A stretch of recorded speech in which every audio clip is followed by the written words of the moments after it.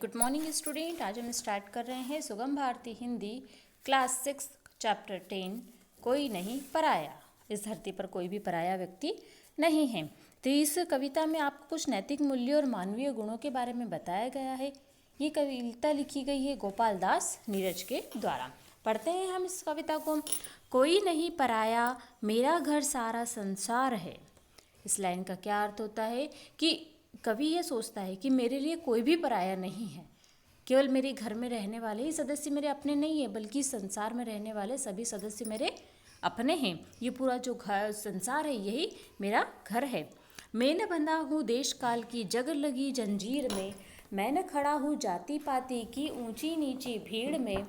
मेरा धर्म न कुछ स्याही शब्दों का सिर्फ गुलाम है, मैं बस कहता हूँ कि प्यार है तो घट घट में राम है। मुझसे तुम न कहो मस्जिद मस्जिद पर मैं सर टेक दूं।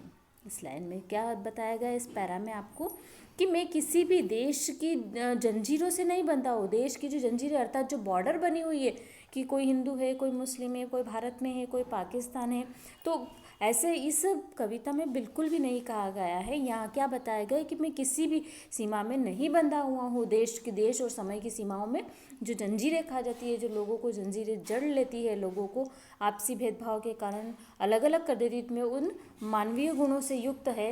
यह कवि क्या बोल रहा है कि मैं ऐसे मानवीय गुणों से युक्त हूँ तो मैं इन जंजीरों से बंधा हुआ नहीं हूँ। मैं खड़ा हूँ जाति पाति की ऊंची नीची भीड़ में। मनुष्य अवश्य है, मनुष्य है ऐसे व्यक्ति जो मानवीय गुणों कैसे ओतप्रोत है, वैसे व्यक्ति कहाँ खड़ा है? क्यों? क्योंकि जाति और पाति की ऊंची नीची भीड़ में वही खड़ा जरूर है। मेरा धर्म न कुछ स्याही शब्दों का सिर्फ गुलाम है।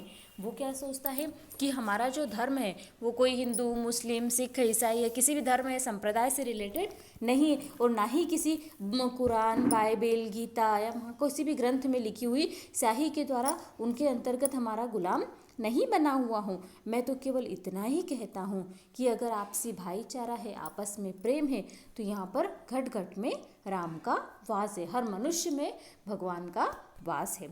तुम न कहो, अगर कोई उसे ये भी मत कहो कि मैं मंदिर में जाकर माथा टेकूंगा या मस्जिद में जाकर सर झुकाऊंगा, ऐसा नहीं है। उसके लिए जो मानवीय भावना है वही महत्वपूर्ण है। मेरा तो आराध्य आदमी देवालय हर द्वार है, कोई नहीं पराया, मेरा घर सारा संसार है। कवि ने क्या कहा है कि लोग अधिकतर अपने आराध्य बनाते हैं, हमारे राम है, भगवान है, कोई भी, सभी अपने अपने हिसाब से अपने आराध्य देव सभी के अलग अलग होते हैं। लेकिन एक जो मानवीय गुणों वाला व्यक्ति है, जिसके अंदर इंसानियत कूट कूट कर भरी है, वो भगवान से पहले किसे मानता है? किसे मानता है? उस व्यक्ति को मानता है, क्योंकि वह हर व्यक्ति को एक मानवीयता की दृष्टि से देखता है। और इसीलिए कहता है कि हर घर का द्वार भी मेरे लिए क्या है? देवालय अर्थात मंदिर के समान है। कोई नहीं पराया, मेरा घर सारा संसार। इसीलिए मेरे लिए कोई भी पराया व्यक्ति नहीं है, मैं सभी को अपना समझता हूँ। कहीं रहे कैसे भी, मुझको प्यारा यह इंसान है, मुझको अपनी मानवता पर बहुत बहुत अभिमान है। कोई कहीं पर भी रहे, किसी भी परिस्थिति में रहे, चाहे ऊंचा हो, नीचा हो, गरीब हो, अमीर हो, ठीक है, मध्यम वर्गीय हो, कोई कैसा भी व्यक्ति हो, लेकिन मुझ में इस चीज़ का भेदभाव कभी नहीं आया। मेरे लिए सारे संसार के जो मनुष्य है वह बहुत ही मेरे लिए एक इंसान के आम नागरिक के समान ही है, चाहे फिर वो अमीर हो या चाहे गरीब हो।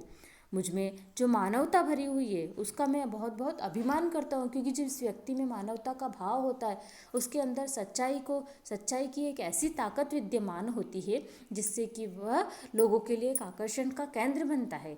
आप अधिकतर देखिएगा कि जहाँ जो व्यक्ति हमेशा अच्छे कर्म करता है, चाहे उसे कोई तकलीफ भले ही हो रही हो, लेकिन उस तकलीफ़ों से निपट कर भी वो अपने अच्छे कर्मों को कभी नहीं छोड़ता और उसका व्यक्तित्व है वह निखर कर सामने आता है।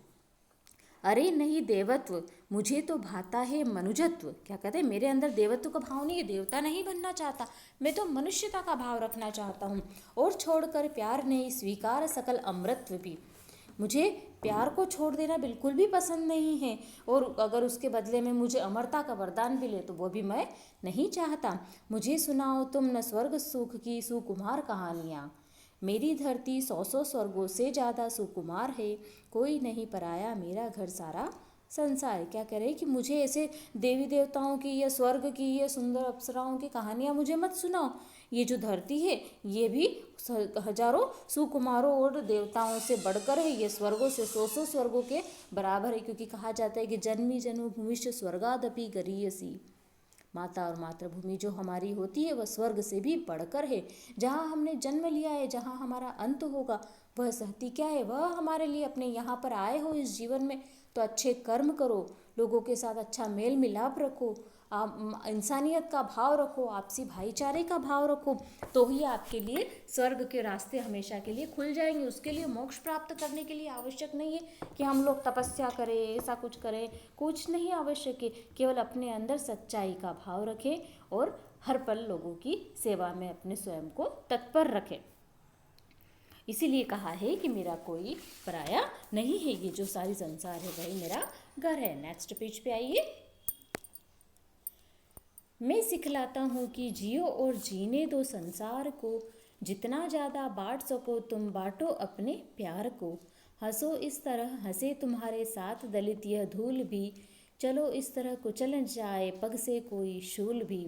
सुख न तुम्हारा सुख केवल जग का भी उसमें भाग है, फूल डाल का पीछे पहले उपवन का श्रृंगार है। कोई नहीं पराया मेरा यह घर सारा संसार है। नेक्स्ट कितनी सुंदर लाइनें कही गई। ये क्या कह रहा है कि मैं क्या सिखला रहा हूँ सभी लोगों की कि खुद भी जियो और दूसरों को भी जीने दो। आप लोगों में अधिकतर देखा है कि कोई व्यक्ति अगर आगे बढ़ना चाहता है तो उससे आपसी जन जो होते हैं या उससे मिलने वाले होते हैं या उससे जेलसी फील करने वाले होते हैं, लोग उनकी टांग पकड़कर उनको खींच लेते हैं। कहने का मतलब ये है कि उनको किसी न किसी भाव से उसको नीचे गिराना चाहते हैं, लेकिन उसको नीचे गिराना सब ज़्यादा अच्छा है कि आप भी अच्छे बनने की कोशिश करो, उससे प्रेरणा लो, लोगों को भी अच्छे से जीने दो, किसी को दुखी ना करो, अपने व्यवहार से किसी को तकलीफ मत पहुंचाओ। जितना ज़्यादा आप एक दूसरे को बांट सकते हो तो धन से कोई भी बड़ा नहीं होता है। आपसी प्यार और सहज भाव से लोग बड़े होते हैं, लोगों के दिलों में उसके लिए इज्जत होती है। अब मान लीजिए आप किसी के यहाँ पर गए, आपको कोई इज्जत नहीं प्रदान कर रहा है तो क्या आप उनकी अमीरी देखकर उनके घर जाएंगे? ऐसा नहीं होता है। क्या होता है, हम लोग उनका व्यवहार देखकर, चाहे फिर हमारे सामने करोड़ों की दौलत भी क्यों न रखी हो, व्यवहार देखकर ही मनुष्य का अंदाज़ा लगाया जाता है। और इस तरह से हंसो कि हमारे साथ सभी लोग खिलखिलाकर हंसते। अपनी जो हंसी है मन से हंसो, मन से प्रफुल्लित होकर हंसो, तो ये जो हमें देख के वह भी हमेशा मुस्कुराता ही रहे। और इसी तरह अगर इस धरती पर चलो तो ऐसे चलो कि हमारे पैरों में कोई कांटा भी आ जाए तो वह भी चुभ ना जाए। इस तरह से संभल कर चलो।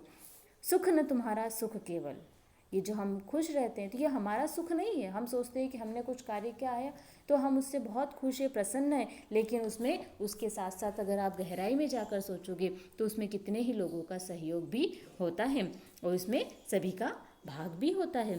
फूल डाल का पीछे, हम सोचते हैं कि इस डाली पर कितना फूल अच्छा लगा है। ठीक है, अगर हमारे बगीचे में भी कोई छोटा सा कहीं किसी डगाल पर फूल आता है तो हम क्या कहते हैं, इस डाली पर कितना सुंदर फूल लगा है। लेकिन वो उस डाली का फूल कब है? बाद में। पहले वो जो बगीचा है उसका क्या बन रहा है, वो श्रृंगार कर रहा है, उसको देखते ही बगीचा कितना सुंदर लगता है। तो इसीलिए कहा है कि कोई भी पराया नहीं है मेरे लिए। ये जो पूरा घर है, ये घर मेरे लिए, जो पूरा संसार है वही मेरा अपना घर है। तो ओके स्टूडेंट्स, आपको समझ में आया है ये चैप्टर्स। यहाँ पर केवल एक ही भाव है, मनुष्य का मनुष्य के प्रति प्रेम, आत्मसमर्पण और सेवा और मानवीय गुणों की अभिव्यक्ति दर्शाना। Okay students, bye.